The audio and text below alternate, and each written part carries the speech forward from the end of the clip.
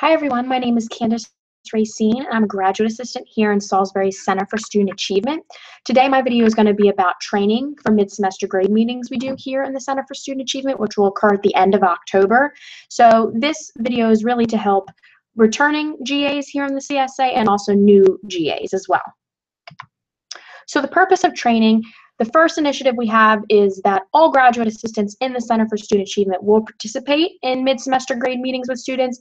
Therefore, the GAs that work with tutors and that typically work with supplemental instruction leaders may not have the tools or the idea or the knowledge about what it goes into mid-semester grade reporting. Also, this video will remind us of how to fix our tutor track schedules to make accommodations for students, and also we will have a refresher on FERPA, especially because we will be reaching out to students concerning their grades. So the purpose of mid-semester grade reporting, it's an early warning system for our student body. We typically target sophomores or freshman students who have a D, an F, or an incomplete at mid-semester, and this really, our goal is for this system to really prevent them from ending up on academic probation, which is a 2.0 cumulative GPA. Also, the purpose of mid-semester reporting is for retention and degree completion, especially if a student wishes to withdraw from a class. We need them to consider what it might do to their graduation date and help them plan long-term of when they can make up this course or when they need to take a different course. Also, when we do mid-semester meetings, students should have already met with their academic advisor, but please be aware that some of them may have not, so please remind them about program planning. And also, if they withdraw from a class, they need to consider going back to their advisor and discussing ways to make up that lost credit. Also, these meetings really tackle the academic and non-academic issues involved with academic success. So more times than not, the issue with the student may be something that has nothing to do with the class. It might be outside factors, and our goal is really to help them identify those problems and break any habits. Also, this mid-semester reporting is good for relationship building, especially with the CSA, because we want students to know about the CSA. And more times than not, some of the students who come in here for mid-semester grade reporting do not know about the CSA or our services or really don't understand them. So this is our opportunity to really reach out to them. Finally, we can also tell students about other campus resources they might be interested in, such as financial aid, housing, career services, or other entities like that. The process of mid-semester grade reporting begins like this. So the CSA or the provost will contact professors to encourage them to report their mid-semester grades in GallNet. Now, every professor is not required to do so, but it's nice when they do. Once we have all of those grades reported into GallNet, a list is compiled of all the grades, but we then narrow down the students that have a D or an F or an I, which stands for incomplete. An incomplete grade means that a student took the course in a previous semester or last semester, and they're missing a component, but the professor is allowing them to make up an assignment in order to receive a grade for that class. Now, if the student does not complete that assignment by mid-semester point, that I turns into an F. So it is really important that we do reach out to students who have an incomplete. Sometimes students forget all about the assignments, so it's really helpful that we reach out to them. Next, we then have to fix our tutor track schedules. Some GAs already have their schedules made up, others do not, so that is very important in the process as well. We then will be calling students, and that can be very awkward, so I have some helpful tips for that. We will then send out emails as well. And then finally, I have tips on really how to work and get the most out of an academic coaching meeting with a student. Here is your tutor track schedule. In the top left is an example of my schedule. Now let's say I wanted to add in a time slot for Friday. I would take my mouse and I would click at whatever time slot I wanted to start at and drag downward. Then this little window will pop here that's on the right. You want to make sure the center says all. You want to make sure under max students the number is 1. You only want one person coming in at a time. Make sure the date is whatever date you selected upon. However, if you want the same schedule every day, down here by days, you can click multiple days. You can change the time in here if you've accidentally clicked on the wrong time. Make sure you hit divide into slots of 30 minutes, and make sure this box over here, split into separate availability blocks on save, is checked as well, and then you will hit save again. Now, when we call the student or when a student comes to set up an appointment, what you will do is you will find the little blue arrow next to the time that they are available for. You will click on that arrow, and then a little search bar will come up, and you will type in that student's ID number. And then you will follow the prompt. You will select mid-semester grade academic coaching and then mid-semester grade reporting, and then type in any notes that you want. But an email confirmation will be sent to the student, so they will have another reminder of when and where their appointment is. Here is a sample phone call prompt. You can take some time to read it yourself. The most crucial thing is identifying yourself. Also, you want to make sure you don't violate any FERPA regulations, so do not list the grade, do not list the class in your phone call. Use wording or phrases that make the phone call sound urgent, but also respecting the student. So therefore, mid-semester grades below average and a possible risk of failing the course. Now, noted I didn't say that you are failing the course. I just said there's a possible risk there. Make sure if they do not answer, that on the voicemail you leave the contact information for the Center for Student Achievement. And we'll get to in a minute if a student does not answer or does not respond to your phone call, some ideas that you can use. Now, there are some tricky situations, obviously, when reaching out to students about grades, and the biggest one is FERPA. Students will ask you over the phone, is this about my math class? What is my grade? Or, I have no idea what you're talking about. Can you tell me my grade? Or they'll automatically say, oh, I already withdrew from such and such class. Well, the important thing is you cannot release any information like that over the phone nor in email. So no matter how much the student begs, please just remember that you have to encourage them to come in here and discuss the opportunities and discuss the grades in the class. You cannot release it over the phone. And most likely students will come in because they do want to find out. I actually had a situation last semester where I called a student. I used the cell phone number that was listed in their GallNet account, and it turned out to be the mother's cell phone number. Now, with that, that's a little scary, and the mom answered the phone. And of course, she was curious and she wanted to know, is everything okay? And I said, yes, I just have a couple questions for your student. Do you have a number where I can reach him? And luckily, the mom didn't ask any more questions. She just gave me the phone number, and we went about our day, and I contacted the student. But just be aware that things like that could happen. You could end up talking to a parent, so be prepared on how to handle those situations. Here's a sample email prompt. If someone does not respond to your phone call or they do not answer, you can also send them this email. Again, respect FERPA regulations. Again, do not mention any grades or what course. Again, put the Center for Student Achievement contact information. Make sure you say what the purpose of the meeting is for, so that you want to discuss the grades that were reported, the courses involved, and especially the resources they have available to you. Always have a nice little signature at the end. You want to make the student, you want to respect the student, but make them feel like you are approachable. Here are the key concepts to remember before going into a mid-semester grade meeting. The top three are typically the withdrawal procedures, the number of credits, and the risk of academic probation. Now, if your student has some other concerns that come up during the meeting, we have the undergraduate and graduate catalog in our office you can always refer to, and here's the link for the online version as well. More often than not, some students might have some random questions and you may not know the answer. So if you don't know the answer and no one from the professional staff is here to help answer that question, tell the student you will get back to them and you will send them an email with the information they need. And again, just make sure you do follow up with that student. So for withdrawing from a class, this means that a student attempted the class but essentially withdrew from it, and it will show up as a W on their transcript as long as they withdraw before the mid-semester point. For fall 2017, that will be Friday, November 3rd at 5 o'clock. Now, if a student does withdraw from that class after the mid-semester point, November 3rd, then they will have a WF on their transcript, which means withdrawal while failing, and that looks a lot worse. So please encourage the student to think about their decision, yet let them know they do have a deadline for that. Again, withdrawing from a class does not hurt the GPA. However, remind the student to not make a habit from it, because then you'll see a pattern of the student attempting something but then never fully completing it, and that could look bad longer down the road when they go out for a career or apply for grad school or things like that. Also, the student does not get credit from the class that they withdrew from, so therefore, if a student's kind of on the edge of between becoming a freshman to a sophomore, or a sophomore to a junior to a senior, remind them that they may not get the recommended credits, and maybe they should consider making up that class maybe over a summer or a winter term, or taking extra credits in one of the normal spring or fall semesters.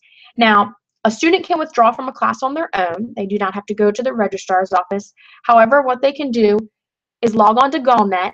And this is an example of my GallNet right here. Obviously, I'm in grad school, so I'm only taking 2 classes. A student might be taking 4 or 5 classes if they're an undergraduate. And what they would do is they'll go to their GallNet homepage and click Student Center. Then they'll click on Enroll, and then they'll go to the Drop section. Then they will check the class that they want to be dropped from to withdraw from, and they will hit Drop Selected Classes, and then there will be a prompt for them to follow, double checking if they really want to withdraw. And then once they follow that prompt and hit submit, it'll be done. And just remind students it might take a few days for it to officially show up through the registrar's office, and also encourage that student to reach out to the professor if they do withdraw. It might make things a little easier for the professor, and the professor might have to wonder, oh, where's the student? I haven't got any work from them. It'll really just make it simple for everyone.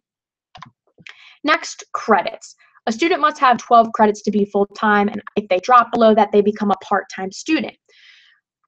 Being a full-time student has a lot of impact on campus. Athletes must be full-time both semesters or they will become ineligible, so that's very important. So please figure out if your student is an athlete or not.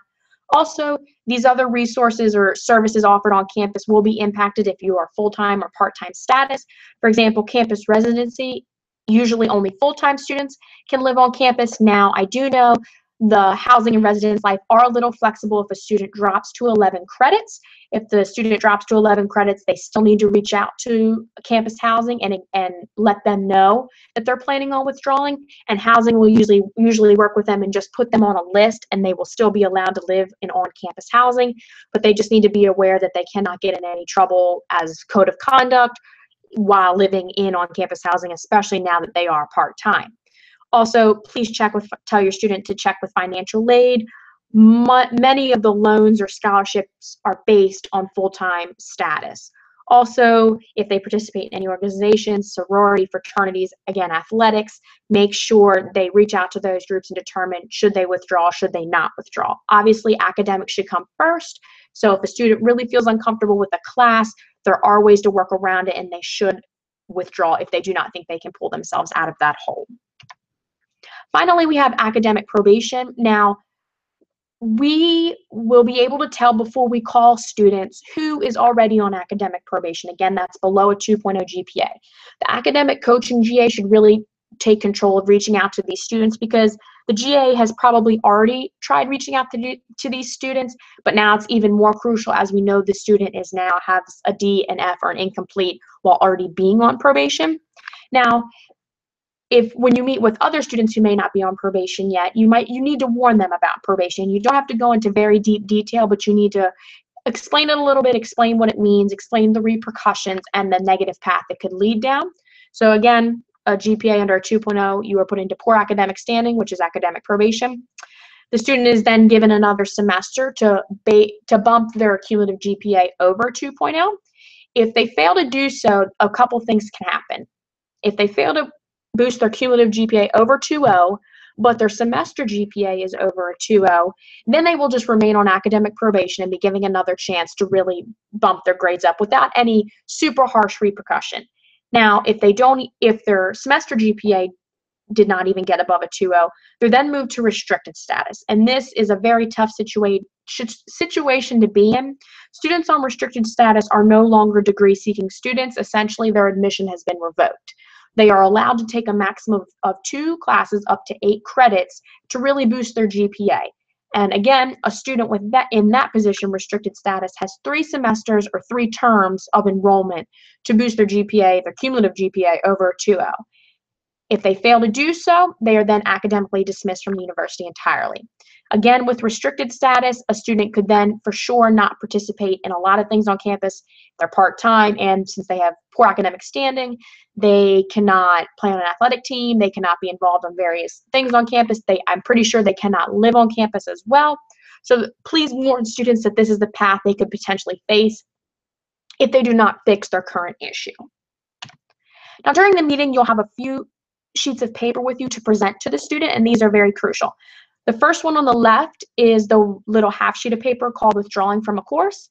Students should really check with all of these 6 places on campus before withdrawing. Financial aid is very important. Like I said, campus housing, The Henson School has a class repeat policy, so they could take the class 3 times. Other schools is typically twice. Also, the student should really check with the course professor, because sometimes the student only has 1 grade submitted into their class, and maybe they just didn't do well in that 1 assignment, but there's plenty of opportunities for them to make up and really pull themselves out of a hole, and the best person to approach about that is their course professor. Again, athletes should go to their athletic coach if they're facing this difficulty. And many students aren't aware of this, but a lot of family insurances require the student to be full-time. So a student may have to contact their family and discuss those options if they are in dire need to withdraw from a course. This is an example. Obviously, the last day to withdraw for fall 2017 is November 3rd. On the back of that sheet, you will find more campus resources a student should check out, and I would encourage them to do so because, again, sometimes with academics, it's not the course that's the issue. It might be another factor. So a student may need to go to counseling services. They may need to go see their advisor. Maybe they have an issue with a roommate, need to see campus housing and residence life, or they need to go to the counseling center because something's going on outside of their academics. You will then have the student complete this sheet on the right. It's called the midterm action plan. And again, you will list the courses for them at which they have a D, an F, or an I in. And also please list their GPA at midterm. You will be given that on your Excel spreadsheet. And when you're talking with the student, you want to see if they know how many tests or assignments are remaining, the weight of those assignments. You can always pull up the My Classes of that student if they are unsure, and that way you can kind of work through it together. Also, have them predict their target grade, their term GPA that they would like to work towards, and also their overall cumulative GPA they would like to work towards. Now, there's some questions here in the middle of this sheet to help you really get the conversation going. You want to see what kind of fundamentals of academic success is the student using? Are they holding themselves accountable? Do they know how to study? Do they know how, is it test taking that's an issue? Have they utilized all their resources? Are they distracted? And make sure they consider what they should do different. Help them acknowledge what they did right and what they did wrong. You can include some staff comments at the bottom of the page. You have the student sign the page, and you also sign the page as well. We keep a copy, but please feel free to give a copy to the student. It's very important, I think, for the student to hold on to that, and that way if they meet with their academic advisor or someone else, they can show this to them and show that they are working and understand the process that they are involved in. Please remember that you're really marketing the CSA while you're in these meetings, so make sure you have the tutoring schedule, the supplemental instruction schedule there to give to the student. And a reminder that even if a student is not enrolled in a supplemental instruction course, but they are taking the same professor and the course in a different section number, they can still attend SI sessions. And also recommend that we have open studying available here in the CSA if they need a quiet place to study. And also recommend some more academic coaching. If they find that test taking and note taking or anything like that is an issue, have them sign up a meeting with the academic coaching graduate assistant. Also, here are some other tips for coaching the student. You really want to get to know them, introduce yourself, be approachable, talk a little bit about yourself in a kind way. Again, ask them maybe what is their major, the activities or things they like to be involved in here on campus. Do they study or know how to study, their priorities, and how do they manage their time? Ultimately, you do want the student to set some goals, maybe a short-term and a long-term, or maybe 2 short-term and 1 long-term.